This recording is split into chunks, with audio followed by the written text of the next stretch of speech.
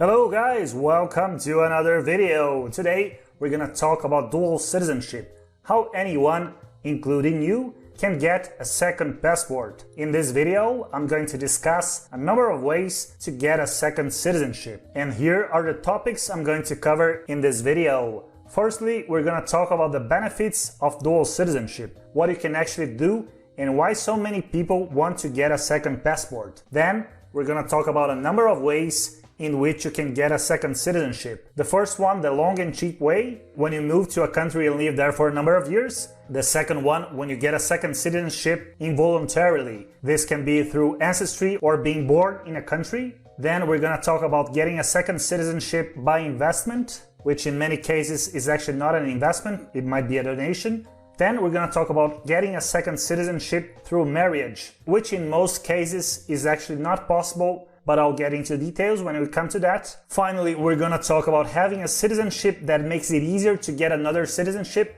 In some cases, your current citizenship may reduce the time in a given country you have to live there to get a different citizenship, depending on the relations between the countries. And finally, cases in which you cannot have dual citizenship and what you can do to get around that if your ultimate goal is to have more than one citizenship. And before we start, the usual talk. If you want to travel, move, or invest abroad, or buy property abroad, or do something abroad, hit the like button, check our other videos, book a consultation call with me, the link is in the description, and most importantly, subscribe! Let's start! Before we get to the ways in which you can get a second citizenship, I will just quickly number some of the benefits of having dual citizenship. The first, most obvious benefit is visa-free travel. One of the most obvious ways that make people want to have a second citizenship is by making your life greatly easier when traveling. Even if you have a strong passport, you may still need to apply for visas when visiting a number of other countries. Here is an example. Let's imagine you have two passports. You're Canadian and you also have an Argentine passport, which are two quite strong passports with visa-free access to a number of countries in the world, including visa-free access to the Schengen area and to the UK. But with an Argentinian passport, you cannot travel to the US without a visa, which is relatively difficult to get. With the Canadian passport, on the other hand, you can't travel to Russia without a visa, which is also pretty hard to get. However, if you have these two nationalities, you can travel visa-free to the US with your Canadian passport, and you can travel visa-free to Russia with your passport issued by Argentina. The second advantage of having dual citizenship is being able to work in a much wider number of countries. Let's imagine the following situation. If you have an EU passport, you can work freely in all members of the European Union. If you couple that with a passport from Uruguay, which allows you to work in most countries in South America, the sum of holding these two passports allows you to have free access to the job market in roughly 50 countries. Now let's talk about the third advantage of having dual citizenship. It comes down to minimizing economic instability. Let's say you live in a country with low economic stability that may be subject to currency devaluation or a banking system collapse. We can take the recent and unfortunate case of Lebanon, which is a beautiful country but in a very complicated economic situation right now. If you have Lebanese citizenship, but also have French citizenship, which is relatively common among Lebanese, considering the relations between the two countries, you can protect your wealth and avoid being subject to capital controls using your French citizenship to bank in France or elsewhere in the EU. There are many other advantages of having dual citizenship. I just named a few ones to broaden your ideas regarding dual citizenship. Now let's analyze a few ways to acquire a second citizenship and improve your possibilities in terms of residency, wealth protection, traveling, and overall life opportunities. The first way to get a second passport, I call it the long and cheap way. The most effective way to get a second passport is, in my opinion, the most common one and also the cheapest one. The only disadvantage of it is that it usually takes a lot of time to get it. In this way, you'll basically move to a country for whatever purpose, working, opening a company, retiring, and then by staying there a number of years, you can acquire your second citizenship. Initially, you'll get a temporary residence permit that requires a renewal every 1 or 2 years. After a number of years living in this country, you'll be able to apply for citizenship. This way of getting citizenship is available in the majority of countries in Europe, North America, and South America. It also works in many Asian countries, although some countries in Asia make it extremely complicated or even impossible to become a citizen. But in most of them, it is actually possible to become a citizen. This is the cheapest way, as it does not involve a donation or an investment to become a citizen of a given country. On the other hand, it takes the longest amount of time, as most countries will require you to live at least 5 years in their territory before you can apply. Now let's talk about the second way to get a second citizenship. The second way is what I call the involuntary basis. There are two ways in which you can get a citizenship even without planning to get it. Firstly, we're going to talk about citizenship by ancestry. Do you have a parent, a grandparent, or even a great-grandparent that was a citizen of another country?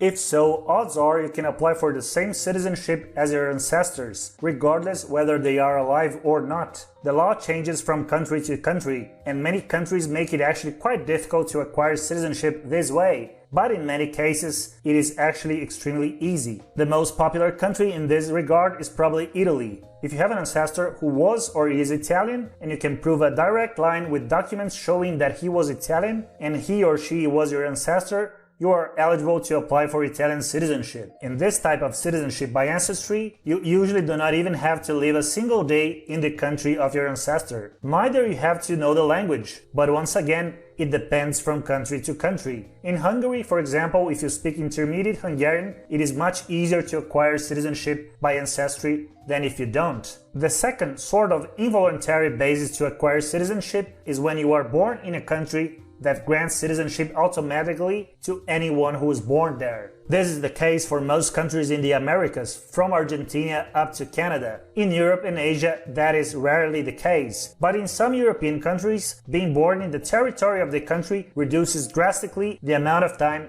one has to reside there in order to become a citizen. For example, in the case of Spain, a child born to foreign parents can apply for Spanish citizenship after just living 1 year in the country. Now we're going to talk about the most expensive way in which you can get a second citizenship, which is citizenship by investment. Citizenship by investment has become quite popular, but also very controversial in the last few decades. So let's analyze why. In a number of countries, you can actually buy citizenship in a relatively straightforward process. In some of these countries, you will invest an amount of money and pay fees, and in return the country will grant you their citizenship. In other countries, you actually have to make a donation and also pay fees. So you will actually not see your invested money coming back, but you will still get the right to hold their passport. Most countries offering this type of citizenship by investment are in the Caribbean. Some examples are Grenada and St. Lucia. You can travel visa-free to both the European Union and the UK with those passports. In Europe, these programs have faced a lot of scrutiny. Cyprus was quite famous for its citizenship by investment program, which is not available anymore. North Macedonia is the most recent country in Europe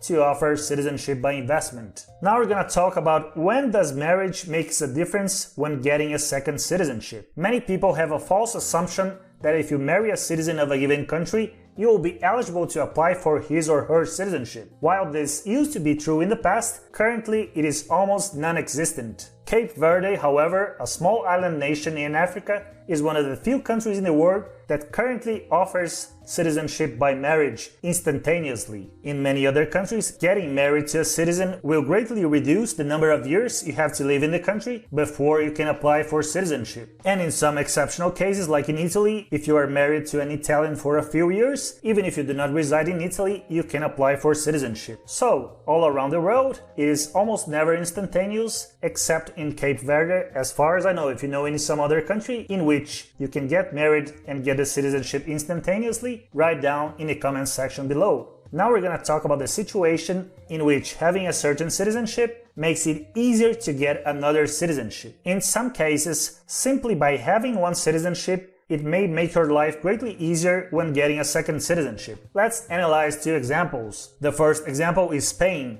which allows citizens of Spanish-speaking countries in Latin America, Brazil, Portugal, and a few other countries with strong cultural ties to Spain to apply for citizenship just 2 years after residing in Spain. But at the same time, that doesn't apply to other EU countries. So for example, if you are a citizen of Austria, even if Austria and Spain are part of the European Union, you will need to live in Spain for at least 10 years before you can apply for citizenship. And if you are, for example, from Bolivia, after 2 years living in Spain, you can already apply.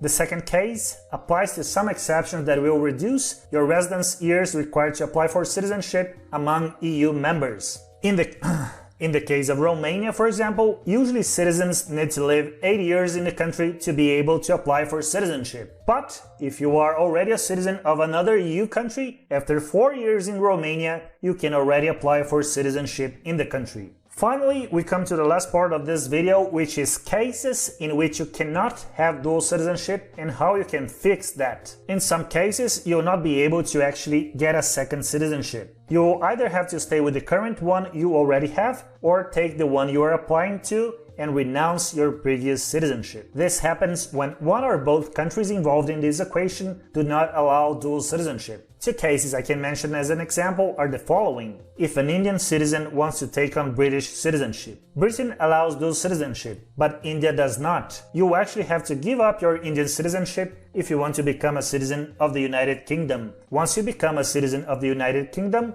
you can then move to the US, for example, and after a few years you can apply for citizenship. This way you'll be a dual citizen of the US and the UK, even if you were born in India and once held its citizenship in the past. The second example is Germany, which does not allow dual citizenship if you're applying for citizenship by naturalization of a country outside the European Union or Switzerland. You can move to Portugal, for example, which also allows dual citizenship, and after some years apply for the Portuguese citizenship. In this case, you can keep both, the German one and the Portuguese one. But if you move to the US and apply for American citizenship, even if the US allows dual citizenship, you have to renounce your German passport to acquire American citizenship, since Germany does not allow dual citizenship in this case. So that's it for today's video. Do you have a dual citizenship? Write a comment below, and then if you have any questions regarding dual citizenship, you can also send me a message below. And as always, have to say this to end the video: if you want to travel, move, or invest abroad, hit the like button. Check our other videos, book a consultation call with me. It will be a pleasure for me to help you planning your immigration strategy. And most importantly, subscribe. See you next time.